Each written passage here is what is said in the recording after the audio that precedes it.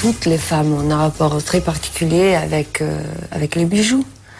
Et je crois que l'ornement, c'est quelque chose d'important dans toutes les cultures, pas seulement la nôtre. Déjà, si on pense, je sais pas, à l'Antiquité, la culture égyptienne, la culture perse, et la culture africaine, ou chinoise, japonaise. Du coup, voilà, je crois que nous, les femmes, on a un rapport particulier avec tout ça. Là, on va pas remonter si loin parce que dans ce salon, on va parler un petit peu de Jeanne Toussaint. C'était une créatrice, mais on l'appelait la femme panthère. Et aujourd'hui, c'est assez étonnant parce que j'aimerais bien que tu me racontes l'anecdote, mais toi, on t'a souvent comparé à cet animal. Mais non, c'est drôle parce que c'est vrai, c'est des réalisateurs avec qui j'ai travaillé. Si je pense à Alain Chabat ou à Gaspard Noé ou Yann Kounen, c'est vrai que quand on a demandé à ces réalisateurs à quel animal ils pensaient, si on devait faire une comparaison avec un animal, lequel ça serait par rapport à moi. Et tout le monde a répondu un félin. Une panthère. Et moi, je dis, je sais pas pourquoi d'ailleurs, moi, je dis plutôt une panthère gentille. Oui. C'est pour ça que tu as adopté cette bague qui te ressemble en quelque sorte. Bah, cette bague, je la trouve magnifique. C'est vraiment une bague de la dernière collection Panthère. Et vraiment, je la trouve toute simple. C'est un classique pour moi. C'est vraiment magnifique. Moi, je trouve un peu dommage qu'aujourd'hui, on n'ait plus vraiment des soirées ou des occasions où on puisse porter ce type de bijoux. Mais pour les actrices, c'est un peu différent. Parce que on peut s'amuser avec ça. On a des premières, on a des festivals, on a des soirées particulières. Et du coup, c'est vrai que quand tu es comédienne, t'as encore la possibilité de porter des choses magnifiques comme ça. C'est le rêve, hein? Ah, c'est le rêve. Être comédienne, quelquefois, ça veut dire aussi être un peu traitée comme une princesse. C'est vrai qu'on est un peu gâté. Mais dans tes rôles, c'est pas forcément des rôles de princesse, il y a des rôles durs quand même aussi. Oh, moi, j'ai un peu tout fait. J'ai fait des films où j'ai joué une reine, comme j'ai fait dans Astérix. Là, je viens de finir le film de Terry Gilliam, où je joue encore une fois une reine méchante.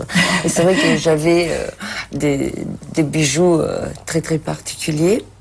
Mais c'est vrai, après, je me retrouve à faire des films où je joue une femme de tous les jours. S'il y avait une nouvelle version de La Belle et la Bête, tu aimerais faire le rôle de ce film? Mais pourquoi pas? Je crois que depuis qu'on est toute petite, on rêve un peu l'idée de la princesse. Parce qu'on aime bien être sauvé par les princes. C'est pour ça. J'ai choisi une vie qui est assez bouleversante. Mais parce que j'ai besoin de mouvement. Je crois que, comme ça, ma nature, c'est une nature un peu gitane. C'est pour ça, je crois que j'adore les créoles. Ah oui, c'est vrai qu'il y a une photo d'ailleurs de Maria Félix derrière, qui a été une des très très grandes clientes Cartier, une grande star, et elle aussi, elle porte des créoles. Les créoles, c'est vraiment un de tes bijoux préférés? Mais je crois que celles-ci, elles sont très particulières. Moi, je les ai jamais vues, celles-ci. Oh, ils sont très très beaux. C'est un cadeau particulier que j'ai reçu de la part de Cartier. Tu veux dire que c'est une pièce unique? C'est une pièce unique, oui. Donc parce que moi, j'avais envie des créoles, des grandes créoles, qui n'étaient pas dans la collection, et on m'a fait des créoles particulières pour moi. Et je trouve que, je sais pas, voilà, je crois que on choisit des objets qui nous rassemblent, et à la fin, la pierre et les bijoux, ça devient un peu toi.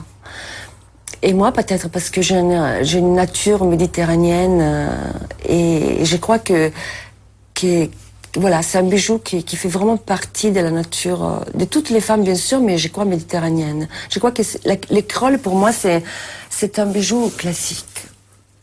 Tu sais que Maria Félix, pour parler d'extravagance, avait envoyé un alligator, un petit crocodile vivant aux ateliers, aux dessinateurs de chez Cartier, pour que le bijou qu'elle souhaitait ait vraiment l'expression de l'alligator. Et elle avait dit, faites le bijou vite, parce que bien sûr, il va grandir.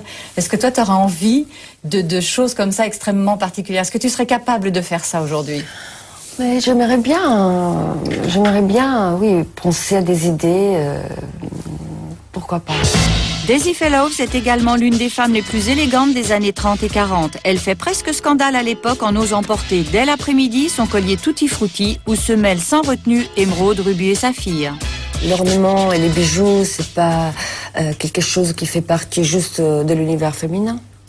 Il y a une très belle exposition d'ailleurs, Cocteau en ce moment à Beaubourg. Je sais que tu es en tournage tout le temps, mais si tu y vas, ça vaut le coup parce qu'en plus tu verras aussi l'épée d'académicien qui avait été faite par Cartier. Et tu sais que c'est lui qui portait aussi l'anneau les 3 anneaux Cartier. Ah oui. C'était assez étonnant à cette époque-là. Hein. C'est vrai aussi que Cartier avait démocratisé quelque part, comme il y a eu le prêt-à-porter avec la haute couture, il y a eu les musts Cartier. On était ensemble à cette soirée d'ailleurs. Oui, je me rappelle. Oui, c'était une super belle soirée. T'aimes bien être comme ça en représentation de temps en temps parce que c'est bon, c'est autre chose que c'est vrai que moi je suis pas trop public. Mais justement, c'est pour ça que je te pose cette question. Non, parce que c'est vrai que je trouve que déjà je fais un métier qui est très public à travers les films, à travers les photos et du coup j'aime bien garder mon jardin secret et ma vie très privée. Mais c'est vrai de temps en temps, je suis là dans des soirées. Dans des choses particulières. Je ne les fais pas tout le temps, mais des fois ça m'arrive. Et là, je m'amuse.